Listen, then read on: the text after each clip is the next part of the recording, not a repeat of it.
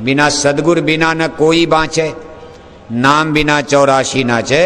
इसलिए तेरे ऊपर मौज हो गई, दया हो गई।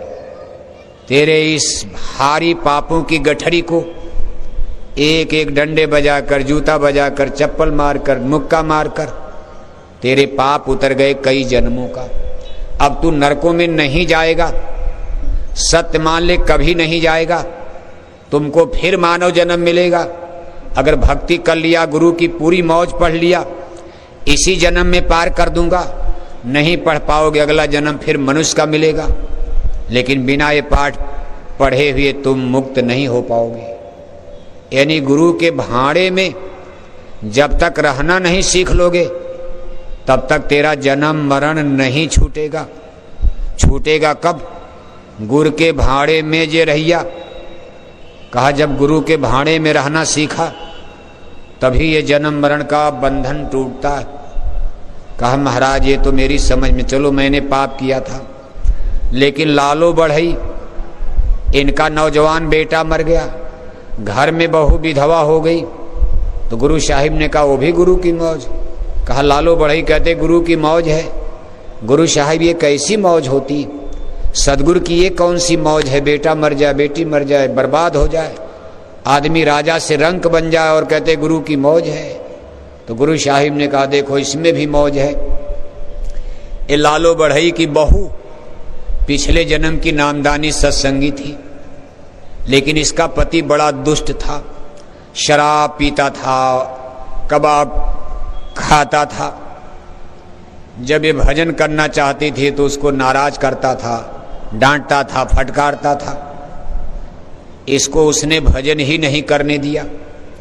ये बार बार मुझसे प्रार्थना करती थी, गुरु महाराज ये मेरा जीवन खत्म कर दीजिए, कहीं ऐसे घर में जन्म दे दीजिएगा कि हे प्रभु अगला जन्म मुझको भजन में ही लगना पड़े, ये बेटा बेटी अच्छा बच्चा कच्चा सब खत्म हो जाए, मेरे पास सब झंझट बंधन ही न रहे, है तो बंधन।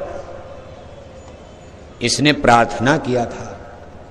हमने इसको लालो बढ़ई ऐसे सत्संगी घर में, इतने बड़े साधक के घर में इसको बहू बनाकर, बेटा पैदा हुआ, बहू बनकर घर में आई, बहू बनने के बाद बेटा मर गया।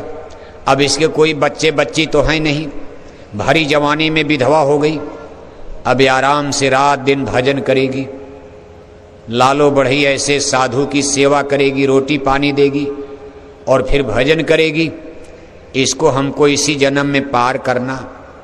अब इसने बड़े बच्चे बच्ची पैदा कर लिए, बड़ा पति पत्नी रिश्ता नाता बना लिया। अब इसको अमरलोक की मोहर लग गई। इस सूरत को इस जन्म में पार होना है, इसलिए भी इसके लिए गुरु की मौज दया कृपा है। देखो साधु जी चरणों पर गिर जाते, कहा गुरु महाराज इतना कठिन विषय, आपके अध्यात्म बात का, ये जगत और संसार, इसको समझने में जन्म दर जन्म लग जाएगा। सही बात है, इतना कठिन विज्ञान है संत मत का। अब इतनी बड़ी गुरु की मौज में, गुरु के भाड़े में, अब बताओ आज के ज़माने में कोई रहेगा? छोटी मोटी बात में विचलन आ जाता, विक्षेप पैदा हो जाता, आदमी कमेंट करने लगता, कंप्लेन कर देता, बार बार बार बार ये क्या हो गया, ये क्या हो गया, ये कैसे हो गया, हम मथुरा नहीं जाएंगे, हम सत्संग में नहीं जाएंगे। लेकिन कहते भाई ये सब जो कुछ आप जाल जंजाल देख रहे हो, ये सब आपकी गिल्टी है। जैसे जोंक लगी होती किलनी, आपके खून को पी रही, चूस रही, ये सब काट काट करके निकाला जाएगा। सारे बंधन बन गए। जिसको हम आप सोचते हैं कि हमारा है, जो हमारे आपके दिखाने में हितकारी लग रहा, लेकिन संतों की भाषा में आपके लिए दुखदाई है। महापुरुष कहते सूरत तो दुखी रहे हम जानी। जब यहाँ संत पधारे, उन्होंने सत्संग जारी फरमाया। अपने सत्संग में जीवों को समझाते हैं सूरत को ही समझाना। सूरत ही तो असली चीज है। हाड़ मांस की शरीर तो पिजड़ा है, ये सुनता है। अभी आत्मा निकल जाए डेड हो जाएगा। आँख का देखना बंद, कान का सुनना बंद, जबान का बोलना बंद है, हाथ पैर की क्रिया बंद है। जमीन पर गिर गया, सुन्न मुन लोग कहेंगे डेड बॉडी, मुर्दा हो गए, बेकार हो गए।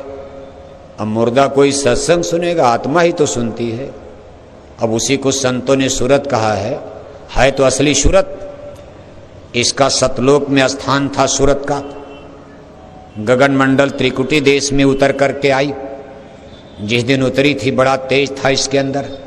कहा खोडस भानु जाशे, सूरज चली सतलोक से, आय फंसी जमजाल, जन्म मरण में पिल रही। जिस दिन इसको सतलोक से निकाला गया माने जबरदस्ती नहीं, बड़े गाजे बाजे के साथ, जैसे कोई बहू को शादी में, ब्याह में, गवन में बढ़िया कपड़े गहने वहने पहना कर आजे गाजे के साथ आप विदाई करते हो, ऐसे जिस दिन सुरतों ने सतलोक को छोड़ा उस दिन इनको शब्द की डोली में, शब्द का ही गहना, शब्द की ही डोली, शब्द का ही जहाज, शब्द का ही कपड़ा, शब्द का ही सब कुछ श्रृंगार आभूषण करके इसको सतलोक से विदा किया, विधि विधान से। ये नहीं कि जबरदस्ती ठेल के निकाल दिया, आउट गेट आउट, ऐसा नहीं था। कहा खोडस भानुजाश, कितनी ये सुंदर, कितना तेजवान। कहा खोडस माने 16, भानु माने सूरज। कहा उस समय हर सूरत के अंदर उस दिन 16 सूरज का प्रकाश था। 16 जितने लोग बैठे हो, आप ही नहीं, हिंदू मुसलमान, राजा रंग अमीर गरीब, आदमी ही नहीं, गाय बैल कुत्ता बिल्ला कीड़ा मकोड़ा पशु पक्षी, जितनी जन्म जोनियां देख रहे हो सबके अंदर स्पिरिट और आत्मा सिचुएटेड है। सबके अंदर उस दिन 16 सूरज का प्रकाश था जिस दिन ये लेकर सतलोक से निकली थी। लेकिन धीरे धीरे कितना ब्रीफ कर दिया, कैसे ब्रीफ किया, क्यों कर दिया? इतना बड़ा धोखा कौन करेगा? कोई मतलब होगा। जैसे किसी के बच्चे को कोई चुराता है, उसकी आंख पर पट्टी बांध दी जाती, अपहरण करता कोई पट्टी बांध दिया, अब उसको दिखाइए नहीं पड़ रहा, कार मोटर में बैठा लिया और लेकर 10-20 किलोमीटर में घुमाएगा, दिन भर घुमाएगा, उसको लगे हम कई 100 किलोमीटर आ गए, अब उसको तो दिखाइए नहीं दे रहा, वहीं घुमा करके और रात में ले जाकर एक कमरे में बंद कर दिया और उसके घर उसके माता पिता को फ़ोन करेगा कि 20 लाख लेकर फला जगह आ जाओ, वरना हम आपके बच्चे का कत्ल कर देंगे, मर्डर कर देंगे। माँ बाप बेचारे बेचैन हो जाते हैं। ऐसे सूरतों को किसने अंधा बना दिया कि 16 सूरज का प्रकाश, और आज देखो एक दिया लालटेन का प्रकाश नहीं है। आज आप आंख बंद करते हो, आंख खोलकर तो कुछ देख भी रहे हो, आंख बंद कर लिया तो जो दिखाई दे रहा वो भी खत्म हो जाता। अब दिखाई भी वही प्रकाश आप खोज रहे हो। जो चीज आपकी छूट गई उसी को खोजने की विधि सदगुरु बताते। कहा भाई आज भी वो ज्वलंत है, मणि जल रही, राम नाम मण दीप धर, जी है दे हरिद्वार, स्वामी भीतर बाहरो, जो चाहा सुजियार। कहा राम नाम मणि, जी माने आत्मा, देहरी माने दरवाजा। कहा भाई आत्मा के दरवाजे पर आज भी चिदाकाश में राम नाम मणि प्रज्वलित है, बस बीच में बादल आ गए, बस फर्क यही है, बीच में बादल आ गए, धुंध आ गया, कोहरा छा गया, राम नाम मणि उधर रह गई, प्रकाश पुंज है, और सूरत बेचारी उधर से संपर्क टूट गया, शब्द का आधार टूट गया, और देखे अंधी बहरी हुई कर्मों का आवरण। कैसे इसको ब्रीफ कर दिया? कर्मों के जाल में तमाम पर्दे डाल दिए गए। कुछ तो पर्दे डाले, जो बच्चा कोचा था कर्मों का बंधन डाल दिया। पर्दे कितने डाले? गगन मंडल त्रिकुटी में देखो कई मंजिल नीचे जब ले आए, भंवर गुफा पर लाए, भंवर गुफा नाका सतलोक से नीचे जब उतारा, कहा सूरज चली सतलोक से, सतलोक से अब नीचे उतर रही है, और पहला पड़ाव इसका भंवर गुफा, वहां मुद्दत तक रखा है, थोड़े दिन नहीं मुद्दत तक रखा। इसके बाद एक दिन फिर धीरे से नीचे उतारा और ले आए 10वां द्वार में, वहां भी मुद्दत तक रखा, फिर उसके नीचे उतार करके यानी गगन मंडल त्रिकुटी में ले आए। इसको ब्रह्म पुरुष का देश, पुरुष प्रकृति का देश कहा जाता, यानी ब्रह्म और माया का देश कहा जाता। अब देखो यहां कई मुद्दत तक रखा, अब यहीं पर मन लगा दिया गया। मन अब एक मन की बात हम आती है आत्मा के इतिहास में। गगन मंडल त्रिकुटी देश में यहाँ मन की उत्पत्ति, मन की फैक्ट्री है। बनाते तो सब वही हैं। कहा करें करावें भंजें सोई, उमा राम गत लखन कोई, इनके अलावा कोई कुछ नहीं कर सकता। कभी करें करावें भंजें सोई, उमा राम गत लखन कोई, उन्होंने भी स्वीकार कर लिया। जब यहाँ सुरतों ने बार बार प्रश्न किया, क्यों मोहि डाला काल लोक में, अति भर माया हर्ष शोक में, अब का आए मोहि चितावन, सुंदर रूप धरा अति भावन मन भावन। हे स्वामी, आप हम सतलोक में थे, वही देश हमारा वही आपका, हम आपके आप हमारे थे, परमानंद की प्राप्ति थी। आपने हमको काल लोक में क्यों डाल दिया, ये देश क्यों बना दिया जन्म मरण का, क्यों मोहि डाला काल लोक में, अति भर माया हर्ष शोक में। हम यहाँ हर्ष और शोक, दुख और सुख में पड़ गए। बच्चा पैदा होता सुख, बेटा हो गया, नाती हो गया, पोता हो गया, मंगल गीत गाए जा रहे, कजली गाया जा रहा, सोहर गाया जा रहा, गांव में लड्डू बांटा जा रहा। तब तक नाती पोता बेटा मर गया, बैठ के रो रहे हैं। कहा ऐसे द्वंद्व में सृजन और विनाश, बनाना और बिगाड़ना, जन्म और मरण, इस मिश्रित देश में प्रक्रिया में हमको क्यों डाल दिया। हम वहाँ ठीक थे जहाँ केवल जन्म ही जन्म, मरण था ही नहीं, वहाँ सुख ही सुख था, दुख था ही नहीं। जो चीज़ मिल गई कम या ज़्यादा वो हमारी, उसमें कोई अंतर था ही नहीं, बन गया तो बिगड़ेगा नहीं। जब हम ऐसे देश में तो आपने क्यों डाला। तब उन्होंने भी देखो उत्तर दिया है। कहा काल रचा हम समझ बूझ के, बिना काल नहीं खौफ जीव के। तब स्वामी बोले असबानी, मौज हमार हुई सुनबानी, जानबूझ हम लीला ठानी। कभी ये जानबूझकर हमने किया। अरे जानबूझकर किया तब तो और गड़बड़ हो, जानबूझकर यहाँ फंसा दिया। जानबूझ हम लीला ठानी, मौज हमार हुई सुनबानी, हमारी मौज हुई और हमने इस यूनिवर्स का, ब्रह्मांड का विस्तार कर दिया। पहले तो हम एक ही थे और सब हमारे अंदर थे। कहा राम एक अनेह या नामा, आज सच्चिदानंद प्रभु धामा, तब रहे एक अनेह या नामा। कभी दूसरा कोई था ही नहीं।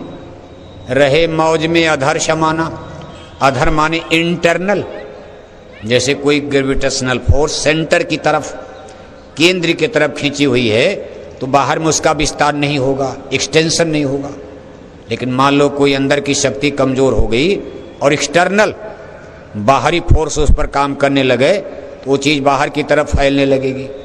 कहा पहले हमारे अंदर आंतरिक गुरुत्वाकर्षण, अंदर की तरफ, केंद्र की तरफ, और ये कुछ यहाँ नहीं था। राम रहीम करीम न केशो, कुछ नहीं कुछ नहीं कुछ नहीं था तब। कहा न राम थे, न रहीम थे, न केशव थे, न करीम थे, न स्वर्ग था, न वैकुंठ था, न देवी, न देवता, न ईश्वर, न ब्रह्म, पार ब्रह्म महाकाल। कहा कुछ नहीं, भंवर गुफास 10वां द्वार, सहस दल कंवल गगन मंडल त्रिकुटी। कहा कोई यूनिवर्स नहीं, कोई ब्रह्मांड नहीं, केवल हम ही हम थे, हम ही हम थे। लेकिन हमने इसका विस्तार किया है और करते करते हमने जिस तरह किया है, ऐसा नहीं कि हम ये नहीं जानते थे कि जीव ये फंसा लेंगे। कहा हमको सब पता था और जानबूझ हम लीला ठानी, मौज हमार हुई सुनबानी। इसके बाद उन्होंने तपस्या किया, काल किया हम सेवा भारी, सेवा बस हम कछ न विचारी। कब ये भी हमारे ही पास थे, ऐसा नहीं कि जो आपको मांग कर लाए। एक दिन तो सब लोग सतलोक में ही थे, ये भी थे, हम लोग भी थे। उनके 16 पुत्र पैदा हुए। एक ही नाल पर सतपुरुष भगवान ने अमर देश सतलोक में एक ही बार में 16 पुत्रों को, जिनको 16 शुद्ध, एक ही नाल का मतलब जैसे आप देखते हो कभी कभी माताएं एक ही नाल पर जुड़वा बच्चे पैदा होते, कभी कभी तो 3 हो जाते हैं। अब 3 से ज़्यादा हो तब तो मर ही जाएंगे, लेकिन ज़्यादातर आप 2 देखते हो, ज़्यादातर तो एक ही होता सिंगल, लेकिन कभी कभी एक ही नाल पर 2-2 जुड़वा बच्चे। ऐसे सतपुरुष भगवान अमर देश सतपुरुष में प्रथम बार में जब उन्होंने इस रचना के विस्तार की मौज फरमाई तो देखो उनके गर्भ से एक ही नाल पर 16 पुत्र पैदा, जिनको 16 सुत कहते। इनमें सबसे छोटे पुत्र का नाम, इन्हीं का नाम निरंजन देव पड़ा। ये सतपुरुष भगवान के सबसे छोटे पुत्र बने। सब लोग सतलोक में ही थे। चूंकि ये लोग पहले पैदा हुए तो थोड़ा बड़े हो गए, बड़े हुए। बाकी और सुरतों ने बाद में फिर जन्म लिया। हम लोग पैदा तो सब लोग वहीं से हुए। कोई बड़ा भाई हो जाता, कोई छोटा भाई हो जाता। सबके अंदर बहुत प्रकाश। आपके अंदर भी 16 सूरज का प्रकाश, सबके अंदर 16 सूरज। कभी इन्होंने 16 पुत्रों को जन्म दिया। सब लोग आराम से सबको राज दे दिया सतलोक खंड में। वहां कोई विनाश और प्रलय की बात नहीं, सबको राज का, किसी का राज खत्म नहीं होगा। लेकिन जो सबसे छोटे पुत्र थे, इन्होंने कहा नहीं नहीं, ये सादा सादा राज अच्छा नहीं लगता। कहा रचना रचूं और मैं न्यारी, ये रचना मुँह लगे न प्यारी। आपकी सादी सादी सफेद रचना है, सब कुछ शब्द ही शब्द का खेल। हम कुछ रंग बिरंगी रचना चाहते हैं और यहाँ हम राजा बनना चाहते, किंग। यहाँ तो आप राजा रहोगे, हम लोग आपके राजकुमार। अब राजकुमार मतलब जैसे राजा के यहाँ बच्चा पैदा होता था, राजकुमार, राजपूत, राजपुत्र। अब बच्चा तो सबके घर में पैदा होता, लेकिन गरीब के घर में तो कहोगे भाई बच्चा पैदा हो गया। राजा रानी के घर में बच्चा पैदा, भाई राजकुमार पैदा हो गए। सोने के चम्मच से पानी, बच्चे तो बच्चे हैं। जितना राजा रानी को खुशी है, उतना एक गरीब ठेला खींचने वाले को भी बेटा पैदा हुआ, खुशी वही है। लेकिन उसके जेब में पैसा कम है, 1 किलो लड्डू बांट देगा। राजा के घर में बच्चा पैदा होगा, पूरे राज को लड्डू पूड़ी बांटा जाएगा। खुशी में कोई फर्क नहीं, लेकिन पैसा ही नहीं है। अब वहां राजपूत कहा जाएगा, राजकुमार कहा जाएगा। राजा मरेंगे, वही राजा बनेगा। सतलोक में ऐसी संभावना नहीं थी, क्योंकि सतपुरुष भगवान स्वयं अमर हैं। इसलिए इन लोगों को राज तो दिया, लेकिन पिता की गद्दी पर बैठने का कोई चांस नहीं था। क्योंकि सतपुरुष यहां तो राजा मर जाएंगे, राजा के बाद राजकुमार बेटे गद्दी पर बैठ जाएंगे, राजा बन जाएंगे, राजकुमार से राजा। लेकिन सतलोक में नो चांस। सतलोक में ऐसी कोई संभावना नहीं। 16 पुत्रों को राज दे दिया, भाई चलो। इसके बाद सुरतों को भी दे दिया, ये चलो। लेकिन जन्म मरण नहीं का, कोई जन्म मरण वहां नहीं है। निर्मल चैतन्य देश उस एरिए को बोलते। इसमें 4 खंड आते, 4 लोग, 4 मंडल बड़े बड़े। उनका कोई पैमाइश नहीं, नाप जोख नहीं। पहला तो वही पुरुष है कुल मालिक महाप्रभु, जो सबसे पहले थे, जिनको अनामी महाप्रभु कहा जाता। दूसरे नंबर पर आते हैं अगम पुरुष, तीसरे नंबर पर अलग पुरुष और चौथे नंबर पर सतपुरुष भगवान। ये 4 मंडल मुकाम निर्मल चैतन्य देश है। ये रचना का प्रथम खंड माना जाता। इसके नीचे ब्रह्मांडी रचना है, जिसमें प्रलय भी अपना खेल दिखा देती। ये नीचे की रचना सतपुरुष भगवान की मौत से हुई है। इनके 16 पुत्र, आराम से राजपाट सब चल रहा, हम लोग भी वहाँ खेल रहे, कूद रहे। न कोई जन्म, न कोई मरण, न कोई दुख, न कोई तकलीफ। लेकिन इन्होंने ही बखेड़ा खड़ा कर दिया, कभी ये राज हमको सुहाता नहीं है, आपका देश में हमको बहुत आनंद नहीं आता। अब चूंकि ये सबसे छोटे पुत्र थे, आप यहाँ भी देखते हो कि माँ बाप के कई बेटा बेटी होते, सबसे छोटे पुत्र पर थोड़ी ज़्यादा ममता भी कुछ होती, यहाँ भी होती है, होती है। छोटा बच्चा गलती करे, बड़ा अगर मार दे तो माँ बाप बड़े वाले को ही डांटेंगे, क्यों उसको मार दिया तुमने, जबकि जानते हैं कि उसने गलती किया। अब इस सतलोक में कुछ हरकतें प्रारंभ होती, लेकिन इस सतपुरुष भगवान के सबसे छोटे पुत्र बड़े प्यारे, बड़े दुलारे, लाड़ प्यार में पले पोषे और इतना सुंदर भी थे। ये 16 पुत्रों में सबसे सुंदर, इनका नाम आगे श्याम सुंदर पड़ेगा। संतों ने तो इनको काल ब्रह्म घोषित कर दिया, काल। लेकिन भक्त जन इनको देखो, इतनी जगत में इनकी महिमा गाई गई, श्याम सुंदर। इनको अलख निरंजन भी कह दिया, भजो रे मन अलख निरंजन नाम, इनको भी अलग कह दिया। क्योंकि कहे कि भाई मैं अव्यक्त रहूंगा, मैं किसी पर प्रकट नहीं होऊंगा, क्योंकि उनको सतपुरुष भगवान का ध्यान करना पड़ता एकांत में। अगर थोड़ा सा ध्यान हट जाएगा तो इनका 3 लोक का राज खत्म हो जाएगा। इसीलिए इन्होंने 3 पुत्रों को जन्म दिया था।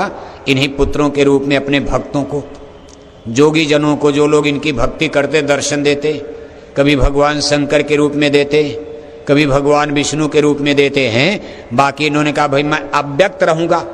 अव्यक्त माने हूं, लेकिन मैं किसी को दिखाई नहीं दूंगा, मुझे कोई पा नहीं सकता। अपनी अष्टांगी देवी इसका दरवाजे पर बैठ जाओ। देवी को पता है, जो इनकी अष्टांगी देवी हैं इनको पता है कि पुरुष कहाँ बैठे हैं, स्वामी कहाँ बैठे हैं। बराबर इनसे वार्तालाप होता, इंटरनेट कंप्यूटर चलता रहता, देखना सुनना, लेकिन पुत्रों को नहीं पता दिया। अपने 3 पुत्रों को, ब्रह्मा विष्णु शिव को, देखो कोई जानकारी ये नहीं दे पाए। अपने पुत्रों को भी आज तक भेद नहीं दिया। लेकिन अष्टांगी देवी उन्हीं पुत्रों को लेकर यहाँ राजपाट में उलझा दिया सबको। हम लोग भी उलझ गए, लोग भी उलझ गए, सब उलझ गए। इन्होंने ही देखो खेल किया। तो सतपुरुष भगवान कई बार समझाए, कहा क्यों बवाल करते हो, तुम भी दुखी हो। लेकिन अब जो होना था, अगर उन्होंने ये बात कह दिया कि जानबूझ हम लीला ठानी, मौज हमार हुई सुनबानी, और काल रचा हम समझ बूझ के, बिना काल नहीं खौफ जीव के, का इनको कुछ तकलीफ में डालना जरूरी था। अब ये उनकी बाणी हो गई, संतों ने बयान किया। संत माने सत्पुरुष, संत माने कोई हाड़ माश नहीं। जो संत अवतार यहाँ होते हैं, कहा सत्पुरुष ने धारा रूपा, संत स्वरूप भय जग भूपा, परम पुरुष अनामी स्वामी, धारा नर रूप जगत में, गुरु है जीव चेताए, जो जो माना बचन समझ के उनको संग लगाए। यानी वो खुद आकर के बयान देते, एविडेंस हमारे आपके बीच में गवाही दे रहे, देना पड़ेगा, सुरतों के सामने बयान देना पड़ेगा। अगर वो पूछ रहे कि क्यों मुँह डाला काल लोक में, अति भरमाया हर्ष शोक में, कोई न कोई कारण तो बताना पड़ेगा। भाई क्या हमने पाप कर दिया, हमसे क्या गलती हो गई, कर्म में तो आज हम फंसे, पाप पुण्य का कानून तो यहाँ बनाया गया, लेकिन हमने सतलोक में कौन सी भूल किया था, क्यों मुँह डाला काल लोक में, अति भरमाया हर्ष शोक में। और अगर हमको डाल दिया, हम अपने देश को भूल गए, यहीं जन्म मरण में हमारी नियति बन गई, जन्मना मरना हमारे भाग्य में है, हम तो आपको भूल ही गए हैं, जानते भी नहीं कौन हो आप। अब का आए मोह चितावन, सुंदर रूप धरा मन भावन। अब इतना मनमोहनी स्वरूप धारण करके आप मनुष्य शरीर में हमको क्यों चिताने आए। अब तो हम यहाँ जन्म मरण में कितने युग से इसी तरह चलते रहेंगे, गाय बनेंगे, बैल बनेंगे, कुत्ता बनेंगे, बिल्ला बनेंगे, कभी हिंदू बनेंगे, मुसलमान बनेंगे, राजा बन जाएंगे, रंक बन जाएंगे। ये जन्म मरण में कितने बीते चलते रहेंगे, हमको तो पता नहीं सतलोक कहाँ है, हम तो आपको भी नहीं जानते, सारी चीज भूल गई। सूरत देश अपना बिशराना, काल देश घर अपना जाना। लेकिन वो कहते भाई हम आपको छोड़ेंगे नहीं, हे सूरत हम आपको छोड़ेंगे नहीं, हम आपको लेने आ गए, हम आए वही देश है जहाँ तुम्हारा धाम, तुमको घर पहुँचाना एक हमारो काम। का जब हमने इनको वरदान में दिया और कहा काल लाए तन मन में घेरा, अब इनको काल कह दिया, पुत्र इन्हीं के, वरदान इन्हों ही दिया। लेकिन देखो अब थोड़ा सा नाराज होकर इनको काल कहते हैं। संतों ने ही काल कहा है, दुनिया तो इनको भगवान मानती, ब्रह्म मानती। आज हिंदू धर्म में इनकी पूजा होती, इनको हिंदू लोग ईश्वर कहते। अच्छी तरह जान लो, इन्हीं को जिन्होंने आपको फंसाया है, सतपुरुष भगवान के सबसे छोटे पुत्र, इनको हिंदू धर्म में ईश्वर कहा जाता। इनको हिंदू लोग ठाकुर जी भी कहते, इनको हिंदू लोग सत्यनारायण स्वामी भी कहते, इनको हिंदू लोग त्रिलोकीनाथ भी कहते, इनको रामायण में व्यापक ब्रह्म निरंजन भी कहा गया। नाम असली तो निरंजन ही है, कहा व्यापक ब्रह्म निरंजन है, निर्गुण विगत विनोद है, सुयज भक्ति प्रेम बस, कौशल्या की गोद। ये तो अवतार लेते नहीं, लेकिन अपने परम पुत्र, प्रिय पुत्र भगवान विष्णु के रूप में ये समय समय पर अवतार लेते। कभी कभी प्रलय आती है तो शंकर के रूप में, शिव शंकर, जब विनाश का डमरू बजता, इस तरह से संसार में लीला करते रहते। अब इन्हीं को मुसलमानों के यहाँ खुदा कहा जाता। खुदा, मुसलमान कहते खुदा हाफिज, अल्लाह ताला खुदा रब्बुल आलमीन। मुसलमान भी इन्हीं पर फिदा हो गए। दीन ईमान इस्लाम का मत इन्हीं पर फिदा, इसके आगे कोई जानता ही नहीं है। जिन्होंने हमको फंसाया उन्हीं की पूजा में हिंदू लगे हैं, उन्हीं की पूजा में मुसलमान लगे हैं। दुनिया का सबसे बड़ा धर्म ईसाई धर्म, ईसाई धर्म में इनको गाड कहा जाता, वो लोग भी इन्हीं पर फिदा हैं। जैन धर्म वाले इनको तीर्थंकर कहते हैं, वो भी इन्हीं पर फिदा हैं। बौद्ध धर्म वाले इनको मानते ही नहीं हैं। बुद्धिज्म जिसको कहते हो, महात्मा बुद्ध का बौद्ध धर्म, वो आत्मा स्पिरिट को तो मानते हैं, वहाँ ईश्वर परमात्मा की मान्यता ही नहीं है। इसलिए बौद्ध धर्म को नास्तिक धर्म कहा जाता। इसके आगे उनको वहाँ कोई लिटरेचर ही नहीं, कोई ज्ञान ही नहीं बौद्ध धर्म में। इसीलिए बौद्ध धर्म कभी कभी उल्टी भाषा बोलते, झगड़े वाली बात, वहाँ सही ज्ञान की बातें नहीं हो पाती। महात्मा बुद्ध जी का जहाँ तक ज्ञान था वो तो सही था। बौद्ध धर्म यानी इंटेलेक्चुअल लाइट, बौद्धिक प्रकाश तो देखा, उसी प्रकाश में बैठकर उन्होंने ज्ञान प्राप्त किया। अब प्रकाश तो यहाँ है ही है, लेकिन एक तो सूरज के पास पहुंचना, फिर सूरज को नीचे से देखना, दोनों में बड़ा फर्क होता है। प्रकाश मिला, उसी प्रकाश में बैठकर कितने बड़े बड़े लिटरेचर स्पिरिचुअल, महात्मा बुद्ध ने कितने बड़े बड़े ग्रंथ उनके यहाँ लिखे गए, लेकिन कुल मिलाकर के वो वहाँ पहुँच ही नहीं पाए। वो ईश्वर भी नहीं मानते। बाकी सभी धर्मों के लोग यहीं जाकर समा गए। इसके आगे भेद संतों ने खोला है कि भाई कहाँ फंसे पड़े हो, यही तो आपको मांग कर लाए, बखेड़ा खड़ा कर दिया। और इन्होंने कहा भाई कुछ लोग जाने के लिए तैयार। सतपुरुष भगवान ने कहा हम सुरतों को नहीं देंगे। कहा नहीं महाराज, हमारी गोल बन गई, गोल बना लिया। कहा हमारी टीम तैयार है, हमारे साथ हमारे तमाशा में चलने वाले तैयार, का पता लगाओ। मोहर लगने लगी कौन कौन कौन, तो जो लोग इनकी, हम लोग इन्हीं की टीम में आ गए। टीम बांधते हो ना, गोल बन गई। 16 पुत्रों में इनकी एक गोल बनी, टीम बना लिया। और जिस दिन सबसे पहले कौन जाएगा, कोई नहीं, सन्नाटा। कौन हाथ उठाएगा पिता के सामने? एक सूरत ने सबसे पहले हाथ उठा दिया हमने, वही अष्टांगी देवी बनकर पैदा। कितनी सजा मिल गई, कितनी बड़ी सजा मिली, लेकिन कुल मिलाकर उन्होंने कबूल कर लिया कि भाई जानबूझ हम लीला ठानी, ये सब हमारी मौत से हुआ, चाहे जैसे भी हुआ हो। और फिर यहाँ मांग करके जब ले आए, कितनी तपस्या इनको करनी पड़ी, वो भी करवाया उन्होंने। और जब तपस्या करके ले आए, कहा भाई काल किया हम सेवा भारी, सेवा बस हम कछ न बिचारी। उसने तुमको मांगा हमसे, सौंप दिया हम सेवा बस में। काल लाए तन मन में घेरा, दुख पाए तुम बहुत घनेरा। तुमको दुख में देखा जब ही, मौज उठी हम आए तब ही। जब सुरतों ने पूछा आप हमको क्यों चिताने आ गए, अब तो हम लोग जन्म मरण में है ही हैं, रहने दीजिए। कहा नहीं नहीं, तुमको दुख में देखा जब ही, मौज उठी हम आए तब ही। कहा आपकी दशा देखकर, ऐसी दशा देख जीवन की, सत्य पुरुष की दया समान। कहते भाई सत्य पुरुष के चित्त में दया आ गई। ऐसी दशा देख जीवन की, सत्य पुरुष की दया समान। संत रूप मोह जग में आए, सतलोक का पता बतान।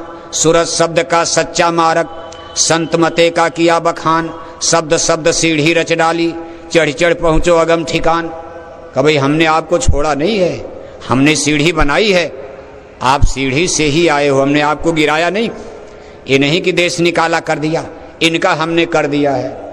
उन्होंने ही फैसला कर दिया, ईश्वर को हमने देश निकाला कर दिया, निरंजन देव का हमने देश निकाला कर दिया।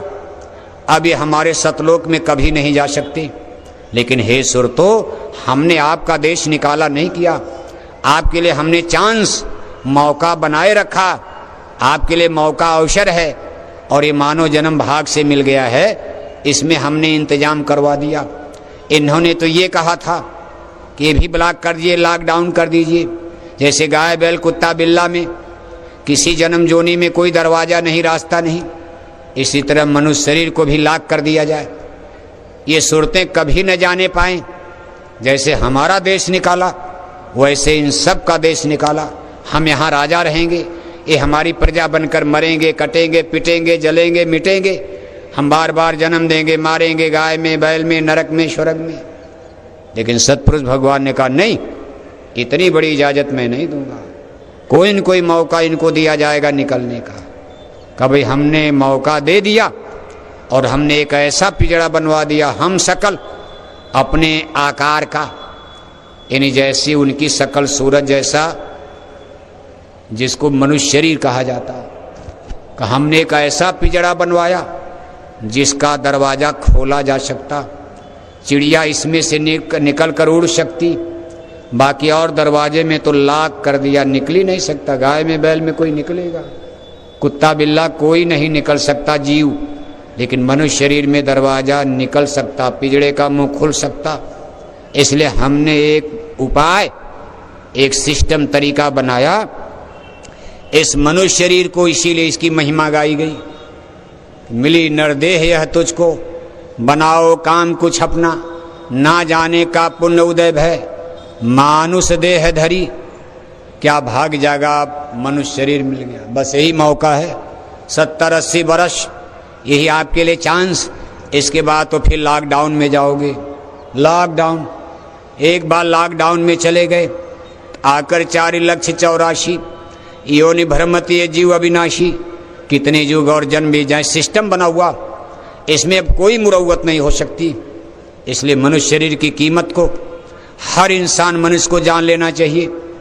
इसीलिए महापुरुष कहते, जब उन्होंने समझाया, कभी कभी देखो जगत में झगड़ा भी हुआ, हिंदू ईश्वर को प्राण से प्यारा मानते थे, संतों ने कहा भाई यही तो बखेड़ा खड़ा किए, छोड़ो इनको। कहा भाई ये 3 लोग के नायक हैं, करता धरता हैं। काल लाए तन मन में घेरा, काल दिया जीवन को धोखा, चौथे पद से सबको रोका, अपनी पूजा सब विधि गाई, जीव चले 84 राही।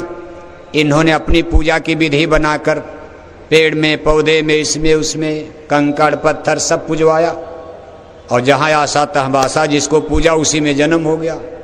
इनके पूजा में कितना धोखा, गंगा में नहाए मछली बना दिया।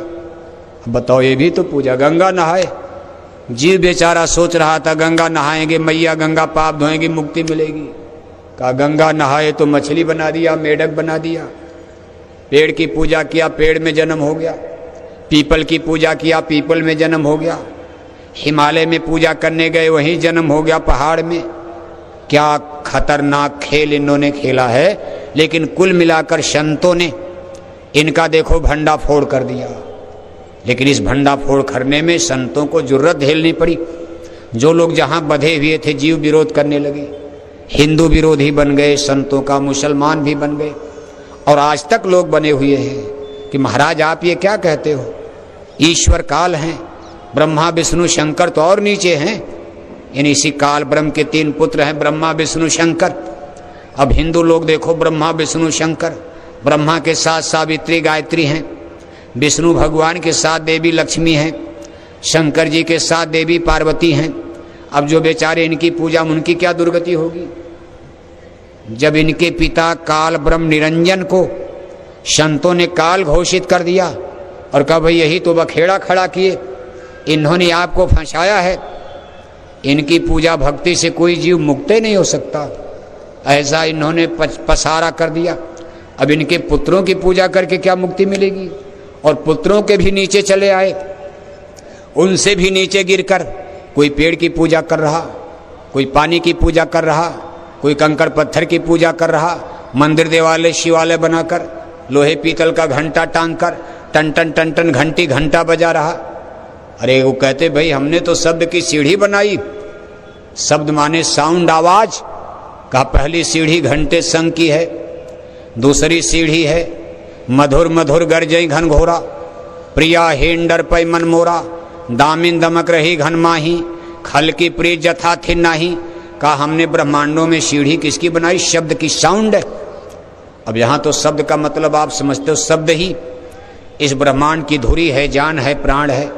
शब्द धरती शब्द आकाशा, सब संतों ने बयान किया, नाम नाम रचा सब हुई। प्रकाश का भी महत्व है, लेकिन प्रकाश जैसे बीच में दीवाल आ गई, इधर बल्ब जल रहा है, लाइट जल रही है, अब उस तरफ दीवाल के प्रकाश नहीं जाएगा। लेकिन शब्द बेबसाब साउंड है, आप जोर से बाजा लगा दो, दीवाल को, पहाड़ को, जंगल को पार करके बेबसाब साउंड है, दूसरी तरफ आपको सुनाई देगी, प्रकाश नहीं दिखाई देगा। इसलिए इस ब्रह्मांड में इस सूरत को नीचे लाने और ले जाने में 2 चीजें मुख्य कारक हैं। एक को कहते वेव्स ऑफ लाइट और एक को कहते वेव्स ऑफ साउंड, जिसको शब्द और प्रकाश कहते हैं। कहा नाम रूप दुई ईस उपाधि। रूप से मतलब यहाँ प्रकाश से, उनको प्रकाश से ही उनका रूप रंग चेहरा बताया गया। वे जलते हुए दिए के समान चमकते हैं। जब आप निरंजन देव को देखोगे तो मालूम पड़ेगा कोई बहुत बड़ा दिया, इतना बड़ा दिया कि पूरा ब्रह्मांड, 3 लोग जो देख रहे हो सब उनसे रोशन हो रहा है। इतना बड़ा चिराग। अब उसी की नकल हिंदू लोग मंदिर में करते हैं, तेल बाती डालकर दिया जला देते। और कहा उनके मुखारबिंद से आवाज घंटा संग टन टन टन टन टन बज रहा। लोग उनका जब मकान यहाँ बनाते, देवालय शिवालय महल भगवान का, इसी निरंजन प्रभु का, तो देखो मंदिर में दिया जलाते, भगवान बैठे हैं और मंदिर के गेट पर घंटा टांग देते, टन टन टन बजाना पड़ेगा। अब तो आपको बजाना पड़ेगा। और वहाँ तो अनवरत, इसको अखंड कीर्तन कहा जाता। कभी बंद अगर बंद हो जाए तो धरती खत्म हो जाएगी। अब इसी शब्द की धार पर ये सारे यूनिवर्स और ब्रह्मांड की रचना हुई है और इसी आवाज पर ये टिका हुआ। महाप्रलय में ही आवाज बंद होती, ये अपना मुंह बंद कर लेते हैं, फिर आवाज बंद हो जाती, फिर चेहरा छिपा लेते, प्रकाश सिमट जाता। इसलिए ये प्रकाश शब्द से प्रकट हुआ। अब यहाँ तो आप देखोगे हमारे साइंस विज्ञान में इस नीचे जो यूनिवर्स क्षेत्र है, यहाँ पर आप देखोगे तो यहाँ प्रकाश अगड़ जाता। यानी हमारे वायुमंडल में, इस भूमंडल पर, हमारे इस सौर मंडल में सबसे तेज चलने वाली प्रकाश की किरणें वेव्स ऑफ लाइट। वैज्ञानिक लोग देखो यूनिवर्स में जा रहे, ब्रह्मांड में, गैलेक्सी में, आकाश गंगा सब, तो दूरी प्रकाश वर्ष में नापी जाती है। किलोमीटर तो हम माने नहीं रखता, कितने किलोमीटर, अरबों खरबों, नील शंख पदम महाशंख, सब गिनती खत्म हो जाएगी। इसलिए 1 साल में प्रकाश की किरणें जितनी दूरी तय करती हैं, इसको 1 लाइट ईयर, 1 प्रकाश वर्ष माना जाता। अब यहाँ से सूरज की दूरी क्या है, उसके ऊपर सूरज, उसके ऊपर गैलेक्सीज, स्टार्स, ग्रह, नक्षत्र सब दे, इन सब दूरियों को ब्रह्मांड में लाइट ईयर में नापा जाता है। अब वैज्ञानिक लोग इसको नाप रहे, लेकिन यहाँ पर सबसे तेज चलने वाला प्रकाश को ही माना जाता।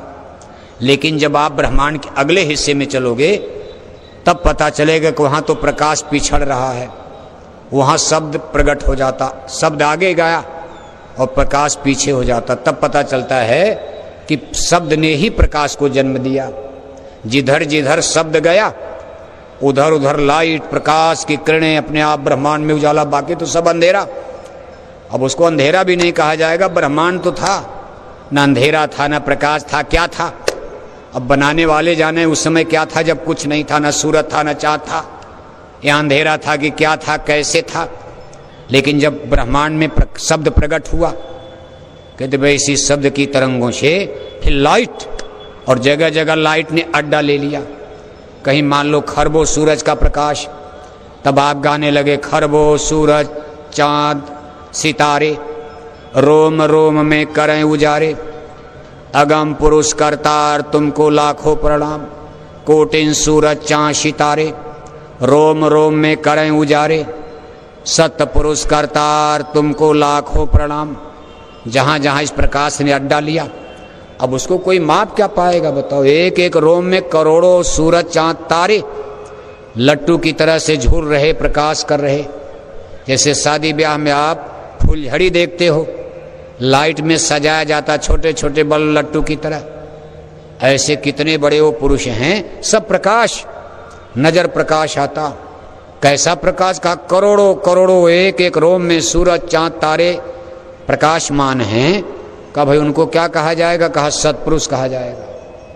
कहा उनकी वाणी क्या? कहा वहाँ बीन बांसुरी आवाज बज निकल रही है, वहाँ से ऐसी आवाज जैसे कोई बांसुरी बजाता नजर आता, ऐसे ऐसे धीरे धीरे। अब चला तो शब्द ही, और इसी शब्द ने जब ठेका लिया तो वहाँ लाइट यानी एरिया बना, और उससे उन लोगों की शरीरें बनी, जो भी उनका रूप रंग बना। उसी रूप रंग को आप कहते भाई दिया के रूप में है। सूरज सफेद, यानी प्रातः काल का रंगीन सूरज, लाल सूरज, उनके मंडल को कह दिया भाई ये गगन मंडल त्रिकुटी है। लाली मेरे लाल की ज्यों देखो तित लाल, लाली देखन मैं गई तो मैं भी हो गई लाल। ऐसे ऐसे मंडल मुकाम की रचना, लेकिन इसमें शब्द की सबसे बड़ी भूमिका। अब ये शब्द आपको टेढ़े मेढ़े कहीं ले जाएगा, इसलिए कहा सतयुग त्रेता द्वापर में।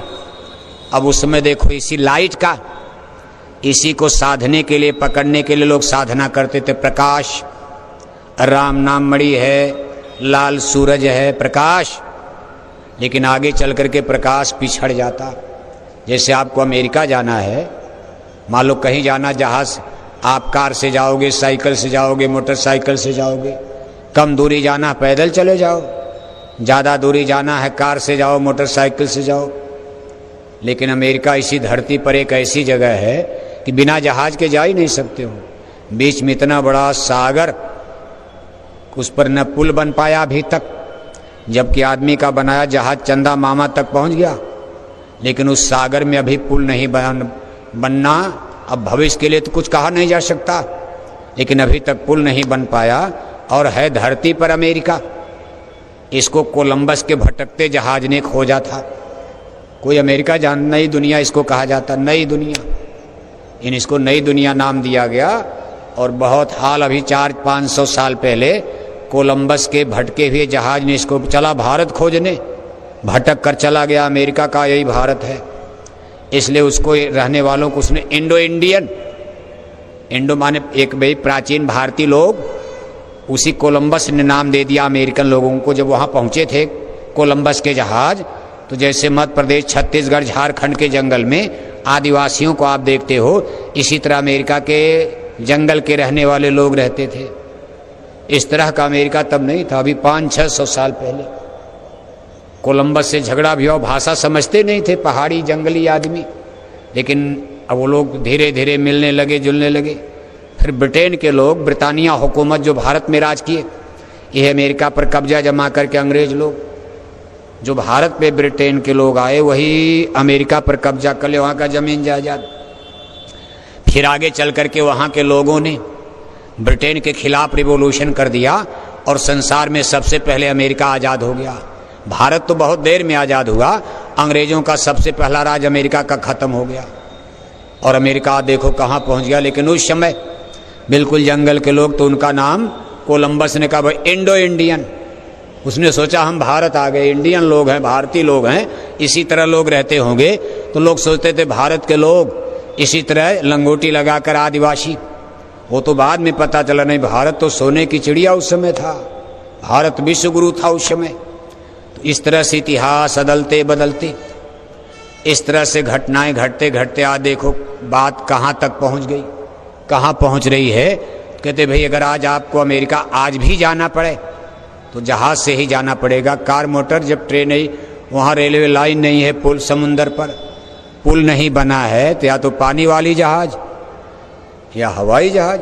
पानी वाली जहाज़ से जाओगे 1 महीना 15 दिन, हवाई जहाज़ से जाओगे 17 घंटा 16 घंटा लगातार हवाई जहाज़ से 700-800 किलोमीटर प्रति घंटा उड़ते चले जाओ, 16-17 घंटा लगातार आसमान में उड़ो, तब आप अमेरिका पहुंचोगे।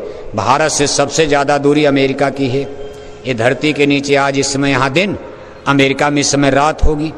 ये धरती के निचले हिस्से में अमेरिका ऊपर आएगा, तो भारत की धरती नीचे जाएगी, अमेरिका में दिन, भारत में रात हो जाएगा। इसको प्राचीन ग्रंथों में पातालपुरी भी कहा जाता है। अमेरिका को पाताल लोग, जहाँ हिरावण राम लक्ष्मण को चुरा के झटक के लेके चले गए। किस रास्ते ले गए? 1 घंटे में भी नहीं लगा पहुँच गए, 1 घंटा भी नहीं लगा। कौन समुंदर से रास्ता था, सुरंग बनी थी, अहिरावण राम लक्ष्मण को लेकर वहीं पहुंच गए। कहीं देवी को बलिदान कर दिया जाएगा, मार दिया जाएगा। अभी वो बलिदान देने जा रहे, तब तक हनुमान जी खोजते पहुंच गए। बताओ कितना तेज उनका। हमको आपको आज अमेरिका जाने में 17 घंटा लगता, राम लक्ष्मण को चुरा करके अहिरावण आधा घंटा नहीं बीता अमेरिका पहुंच गया। और उसके घंटे 2 घंटे बाद हनुमान जी पहुंच गए और जा करके देवी का रूप बना करके बैठा।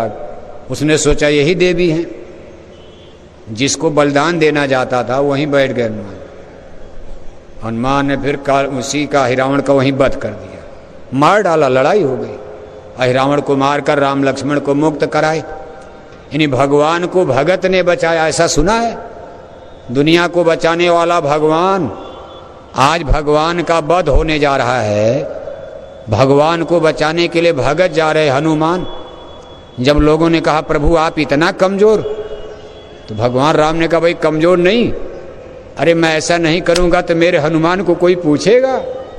मेरा हनुमान तो गरीब है, मेरा भगत है, इसका भी तो कुछ मान सम्मान होना चाहिए।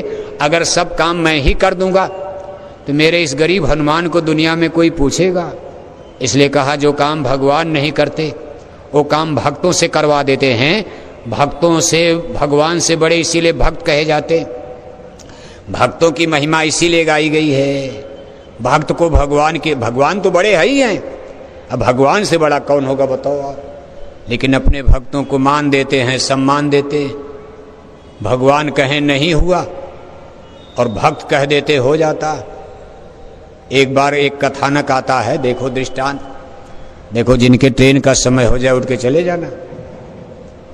ट्रेन का समय हो जाए, ट्रेन छूटे न आपकी कि रास्ते में गाली देने लगे, कथा करने लगे हमारी ट्रेन छूट गई। बिल्कुल आप फ्री हो, जिसके ट्रेन का समय है, टिकट आज है, तो आप धीरे से चले जाना।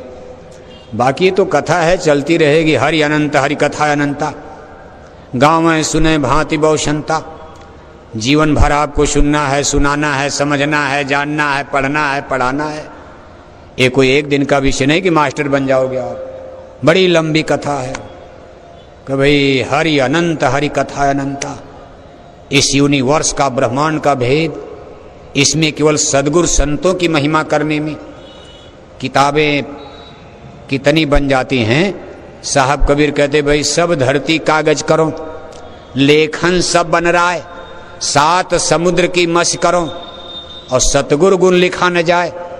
कहा हम सदगुरु की महिमा लिखने बैठ गए, सारे समुंदर की स्याही बना दिया, सारे पेड़ पौधों की कलम बना दिया, सारी धरती को ही कागज बना दिया। कहा लेकिन सदगुरु गुण लिखा न जाए। कहा हम एक सदगुरु की महिमा नहीं लिख पा रहे, क्या बयान करूं?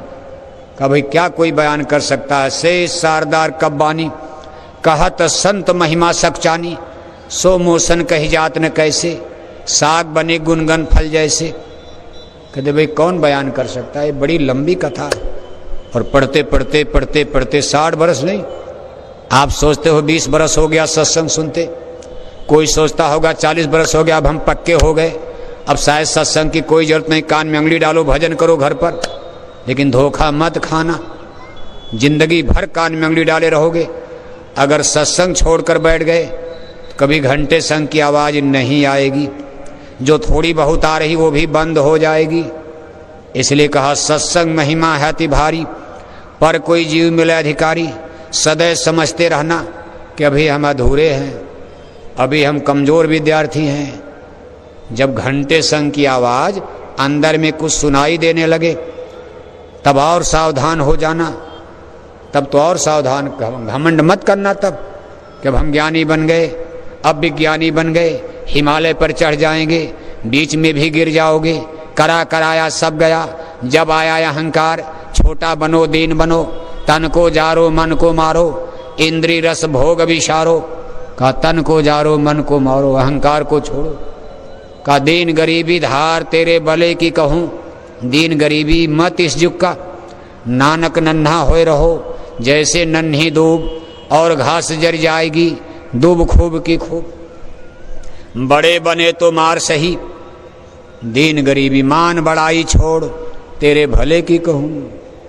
क्योंकि इसका भी तो मान होगा। मैं घंटा सुन रहा हूँ, ये कुछ नहीं जानते, मैं संग की आवाज़ सुन रहा हूँ, इसका बहुत बड़ा नशा चढ़ता, इसका भी अहंकार होता। मुझसे बड़ा सत्संगी, मुझसे बड़ा भजनानंदी सेवादार कौन है? उसी समय आपको और सावधान हो जाना चाहिए कि बगल की हवा भी न जानने पाए कि इसके पास इतना बड़ा खजाना है। नहीं तो मुसाफिर जागते रहना।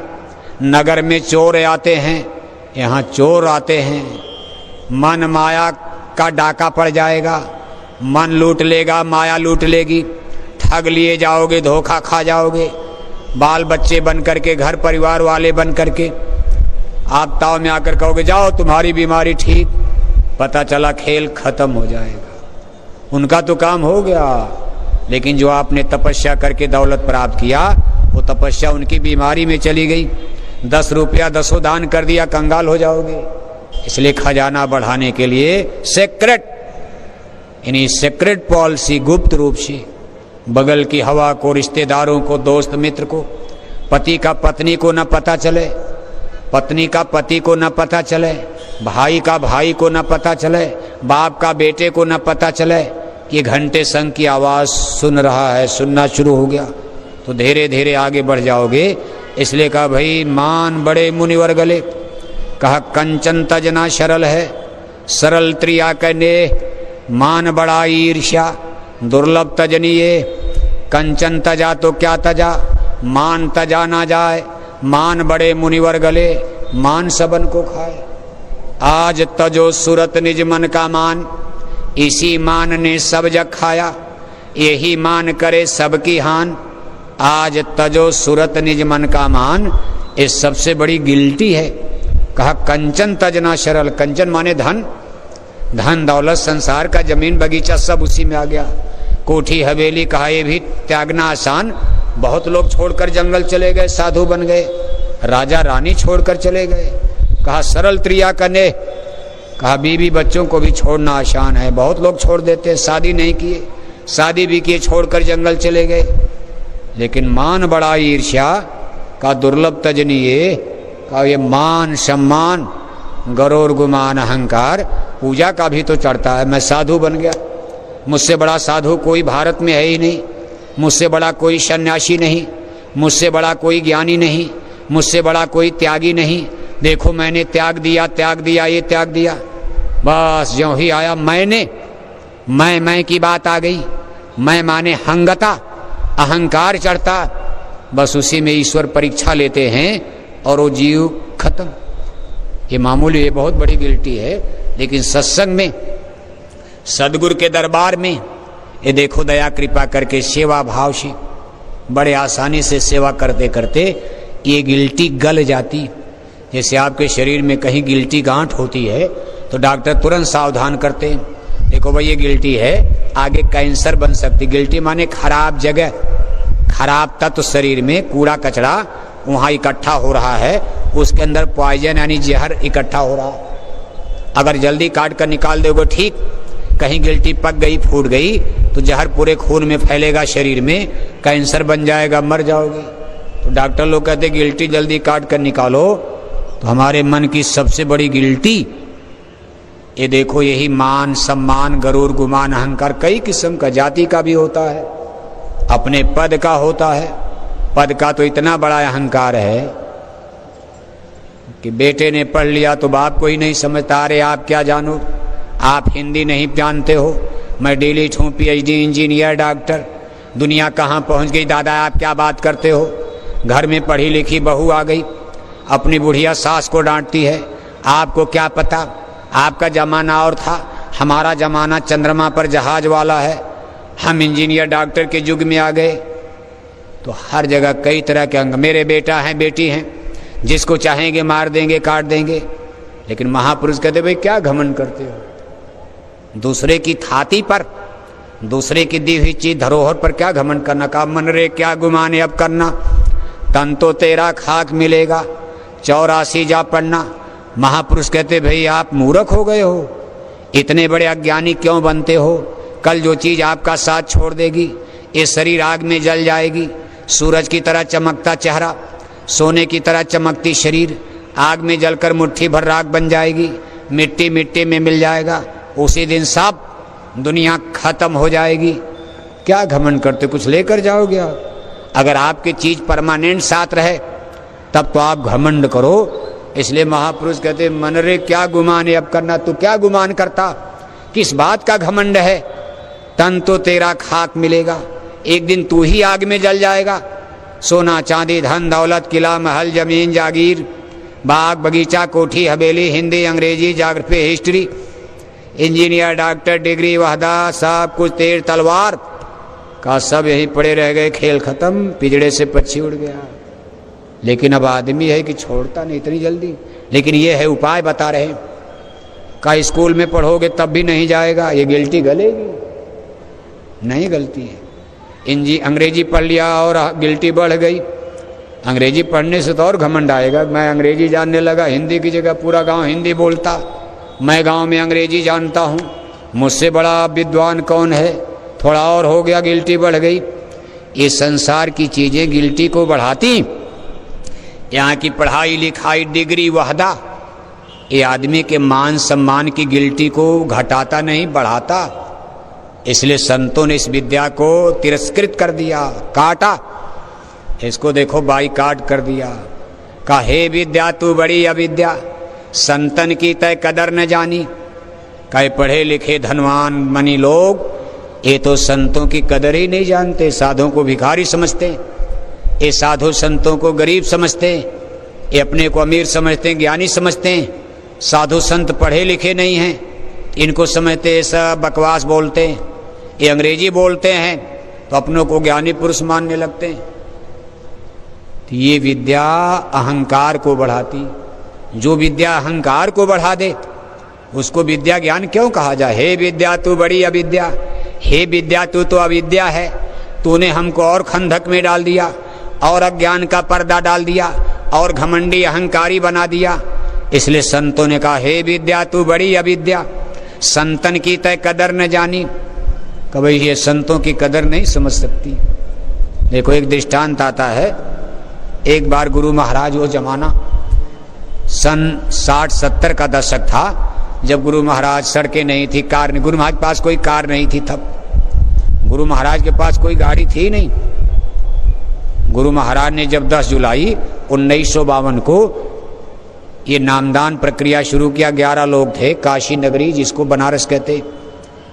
उस समय गुरु महाराज के पास कोई गाड़ी नहीं। सन 60 आ गया, गुरु महाराज के पास पहली गाड़ी आजमगढ़ जिले में लोगों ने चंदा लगाकर एक फिएट कार खरीदी थी। पहली गाड़ी उस जमाने में पहली गाड़ी आजमगढ़ जिले में एक कार लोगों ने उस समय 8-10 हज़ार में मिल जाए, 10-5 हज़ार में मिल जाए। अब आज जो 10-10, 20-20 लाख कीमत हो गई। अब तो गाड़ी की, अब तो आप भी गाड़ी पर बैठने लगे। अब तो गाड़ी का मतलब है कुछ नहीं। अब तो लगता कुछ दिन में सरकार को गाड़ी पर रोक लगानी पड़ेगी। कितनी सड़क बनवाई जाएगी, जो सड़क बन रही सब जाम, 4 लेन जाम, 6 लेन जाम, एक्सप्रेस हाईवे जाम। इतनी गाड़ी, एक घर में 10-10 गाड़ी। तो सरकार कानून बनाएगी कि एक घर में एक गाड़ी। बेमतलब बाजार जाना 5 गाड़ी लेकर क्यों जा रहे हो? शहर के अंदर गाड़ियों पर रोक लगानी पड़ेगी। फिर रिक्शे, तांगे, पैदल चलने पड़ेंगे। वो तो करना पड़ेगा, क्योंकि अब सड़क तो जितनी बननी थी बन गई, सब जमीन सड़क बन जाएगी। तो गेहूं कहाँ पैदा होगा, सब्जी खाओगे क्या आप? सब कंकड़ पत्थर का सड़क बनवा दोगे, स्कूल बनवा दोगे, पुल पुलिया बनवा दोगे, तो आदमी को रोटी कहाँ से मिलेगी? जमीन तो रबड़ है नहीं कि बढ़ेगी। आगे गेहूं चावल की कमी पड़ जाएगी, सब्जी की कमी पड़ जाएगी। तो देखो गुरु महाराज पैदल पैदल चलकर, सड़कें भी नहीं, कभी कभी तो कीचड़ में जाना पड़ता था। बरसात का समय पैदल पैदल धोती ऊपर किए चले गए। गांव में कीचड़ लगा, गांव में गए। गांव के बाहर एक छोटी सी जगह थी, वहीं बैठ करके गुरु महाराज चौकी पर बिस्तर भी गांव में नहीं मिला। बस शादी चौकी पर ऐसे लाउड स्पीकर की तो बातें नहीं थी। बस 10-20 गांव वाले आ गए, कोई साधु जी आए। अभी ये नहीं कोई जानता था, जय गुरुदेव नाम का प्रचार नहीं था। बस हाँ, कोई साधु महात्मा, और उस जमाने में साधु महात्माओं का सन 60-70 के दशक में इज्जत तो थी ही। कोई साधु सन्यासी, हम लोग छोटे छोटे थे, हम लोगों के भी घर में हफ्ते 2 हफ्ते में कोई साधु महात्मा डेरा डाल देते थे। तो हम लोग इसी लालच में थे कि आज बाटी चोखा खाने को मिलेगा। साधु जी बनाएंगे, खिचड़ बनाएंगे, दाल भात बाटी चोखा बनाएंगे। तो हम लोग भी टुकुर टुकुर देखते थे कि चलो प्रसाद मिलेगा। इस तरह से वो जमाना था, कदर थी। तो गांव के कुछ लोग आकर बैठ गए, गुरु महाराज सत्संग सुनाने लगे। तब तक एक वकील साहब सूट बूट टाई कोट बांधे हुए अपनी ऑफिस जा रहे थे। उन्होंने जब देखा एक साधु जी कुछ सुना रहे, आकर गुरु महाराज के बगल में खड़े होकर, गुरु जी ठहर जाइए, पहले हमारे प्रश्न का उत्तर दीजिए तब आगे बढ़िए। गुरु महाराज ने कहा बच्चा ये कोई अच्छी बात है? अरे जनता बैठ रही, मैं सुना रहा, ये लोग सुन रहे। सत्संग हो जाने दो, आपके हर प्रश्न का उत्तर हम देंगे। लेकिन वकील साहब को तो अपनी अंग्रेजी का घमंड था, सूट बूट टाई कोट में थे। कहा गुरुजी कुछ नहीं, हम आगे नहीं बढ़ने देंगे। आप लोग जनता को धोखा देते हो, साधु महात्मा इसी तरह जनता को यानी बरगलाते हैं और धोखे में डाल देते हैं, आडंबर पाखंड फैलाते हो आप लोग। लगे बड़बड़ाने। तो गुरु महाराज ने कहा वकील, अब गुरु महाराज देखो थोड़ा पीछे मुड़े और गुस्से में। अब संतों को क्या गुस्सा क्रोध से कोई मतलब, लेकिन थोड़ा सा गुरु महाराज टाइट शब्दों में कहे वकील तुमको अपने हिंदी अंग्रेजी का बड़ा घमंड है, तुम हमारी एक बात का उत्तर दे दो, आज रात में तुम्हारी बीबी ने तुमको चप्पल से क्यों मारा था। अब वकील साहब बेचारे सन्न, बात सही थी, रात में बीबी और दोनों लोगों में झगड़ा हो गया था, बीबी ने चप्पल खींचकर मार दिया था, लेकिन ये इतनी रात में हुआ था कि कोई जान नहीं पाया। बच्चे दूसरे कमरे में सो रहे थे, सोती रात में, टोला मोहल्ला नहीं, बाल बच्चे भी दूसरे कमरे में सो गए, कोई जान नहीं पाया। वकील साहब को ये सदमा लग गया कि भाई मैं और मेरी बीबी के अलावा कोई तीसरा था भी नहीं, बगल की हवा को नहीं पता मेरे घर में क्या हुआ। और गुरुजी यहाँ मेरी बीबी तो बताने आई नहीं, मैंने इनको बताया नहीं, लेकिन ये कैसे साधु, ये कौन सा विज्ञान जान गए। अब वकील साहब चुपचाप बैठ गए, पूरा सत्संग खत्म हो गया। वकील साहब की कचहरी वचहरी भूल गई, पूरा सत्संग सुने, प्रसाद बढ़ गई, सब लोग चले गए। तो गुरु महाराज ने अकेले में बुलाया, कहा देखो मैं सबके सामने कहूंगा तुम्हारी बेइज्जती हो जाएगी, गांव के लोग हैं, आओ बैठो, अब हमसे आप प्रश्न पूछो, क्या पूछना चाहते हो। वकील साहब ने कहा गुरुजी मेरा सब प्रश्न खत्म हो गया, मेरे पास अब कोई प्रश्न नहीं, बस एक ही प्रश्न दिमाग में नाच रहा है, ये बात आपको बताया किसने, कैसे आप जान गए। तो गुरु महाराज ने कहा बच्चा ये संतों का साइंस ऑफ सोल है, यही भारत के ऋषि मुनियों का आध्यात्मिक चेतन परा विद्या है, इस पर अकल बुद्धि काम नहीं कर सकती। मेरे पास वो विद्या है, कहो तो मैं बता दूं तुम्हारी बीबी इस समय क्या कर रही। इस समय तुम्हारी बीबी चूल्हे पर रोटी बना रही। वकील साहब ने कहा गुरुजी आप सही कह रहे हैं, मैं तो खाली पेट भूखा जा रहा, जब तक मैं घर में झगड़ा करके सो रही थी, अब मैं कचहरी जा रहा, आराम से उठ करके रोटी बना के अपने तो खाएगी। गुरु महाराज ने कहा बताओ तुम्हारी बीबी इस समय अपने मन में तुम्हारे लिए क्या सोच रही है, मैं बता सकता हूँ। वकील साहब ने हाथ जोड़े रहे, कहा गुरुजी मत बताइए और झगड़ा हो जाएगा। वो अपने मन में सोच रही होगी हे भगवान उधर मर जाते, ऐसे आदमी का मुंह देखूंगा नहीं, वो मर जाते अब जिंदा न लौटते। गुरु महाराज ने कहा बिल्कुल सही कह रहे हो। तो वकील साहब ने कहा गुरुजी मन वाली बताएंगे तो और झगड़ा मेरे अंदर बढ़ जाएगा कि मेरे तू मारने के लिए सोच रही थी। तो गुरु महाराज ने कहा वकील ये भारत के संतों का साइंस ऑफ सोल है, ये मन और बुद्धि ज्ञान के परे हिंदी अंग्रेजी के, ये तुम्हारे साइंस और विज्ञान इंटरनेट कंप्यूटर मोबाइल इसको नहीं पकड़ सकते। ये हिंदी अंग्रेजी physics chemistry math algebra zoology botany, ये जितनी डिग्री आप संसार में देखते हे विद्या तू बड़ी अविद्या, संतन की तय कदर न जानी, ये विद्या ही अलग, इसमें हिंदी अंग्रेजी नहीं पढ़ना पड़ता। साहब कबीर कोई पढ़े लिखे थे, दुनिया दंग हो गई, आज दुनिया खोज करती। गुरु महाराज कोई पढ़े लिखे थे, बचपन में गुरु महाराज के माता पिता देखो थोड़ी उम्र में चल बसे, गुरु महाराज घर छोड़ दिए, जंगल जंगल इधर उधर। अब उनकी तो लीला अलग होती है, विद्या अलग होती है, इसमें कोई बनाना उनाना नहीं पड़ता, ये स्वयं मालिक धरती पर, उनको क्या पढ़ना है। कहा परम पुरुष अनामी स्वामी धारा नर रूप जगत में गुरु होए जीव चेताए। वो तो चिताने के लिए आ रहे हैं, जगाने के लिए आ रहे, अपना वचन दिया कि तुम्हारे लिए मैंने रास्ता बना दिया, हम छोड़ेंगे नहीं। ठीक है हमने आपको डाल दिया, चलो डाल दिया, हमने रचना रचा दिया, इनको वरदान में दे दिया, लेकिन आप हमारे हो हम आपके हैं, ये रिश्ता कायम रहेगा। और जब तक आप नहीं जाओगे हम यहाँ बराबर आते रहेंगे, आपको जगाते रहेंगे, हम सदैव आएंगे। घबराई हो मत हंसा, हम फिर आएंगे आएंगे। ऐसा नहीं कि अब चले गए नहीं आएंगे, बस शरीर बदल जाएगी। क्या बदल जाएगा? शरीर। एक बल्ब फूट जाता तो बिजली खत्म नहीं है, आप दूसरा बल्ब लगा दो, बिजली वही है, पावर वही, ऊर्जा एनर्जी वही है, बस शरीर बदल गया, शक्ति वही, शब्द की धार वही है, सतपुरुष भगवान की। इसलिए प्रेमी भाई बहनों, ये चलता रहेगा सिलसिला, विशेषकर इस कलयुग में आगे तक, अभी बहुत दिन तक चलेगा। और जब धीरे धीरे सत्संग की रफ्तार ये जोर पकड़ेगी तो गुरु महाराज की वाणी याद रखना। गुरु महाराज ने कहा कि मथुरा आश्रम जो देख रहे हो, इसके अगल बगल बड़े बड़े हवाई अड्डे बन जाएंगे, बड़े बड़े हवाई अड्डे। उसमें ऐसे ऐसे जहाज बन जाएंगे, एक एक घंटे में 8-8 हजार किलोमीटर, एक घंटे में 10,000 किलोमीटर रफ्तार से उड़ेंगे। अमेरिका आने जाने में 1.5 घंटा समय लगेगा, 2 घंटा। यानी गुरु महाराज की वाणी है, अमेरिका में सुबह नहा धोकर नाश्ता करके लोग यहाँ आएंगे, सत्संग सुनेंगे और फिर तुरंत अमेरिका चले जाएंगे और दोपहर का भोजन अपने देश में करेंगे। यानी वो जहाज भारत में चल ही नहीं सकता, इतनी उसकी रफ्तार होगी। यहाँ से बंबई की दूरी 1250 किलोमीटर, बटन दबेगा तब तक तो जहाज सागर में चली जाएगी, बंबई पार करके। 8,000 किलोमीटर प्रति घंटा। लंदन जाना है, अमेरिका जाना है, तब इन जहाज़ों का प्रयोग होगा। तो आप ये समझ लो इस मथुरा भूमि का क्या प्रभाव होने वाला। अब आपके मन में जरूर होगा कि भाई हम भी देख लेते, क्यों बाबू साहब, लेकिन अब क्या किया जाए, जब भाग्य में होगा तब तो देखोगे।